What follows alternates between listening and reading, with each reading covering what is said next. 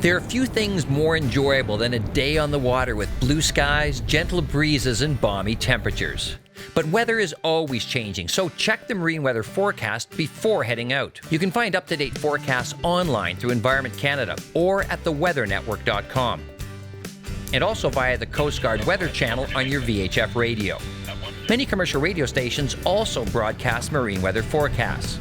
Now, whether your craft will be able to withstand storm-related wind and wave conditions depends on the size and type of your vessel. Take this into consideration before deciding to head out onto the water.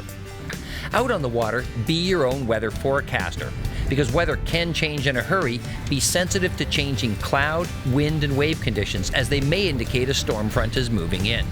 And the best advice when deciding whether to boat is to know before you go. And if in doubt, don't go out.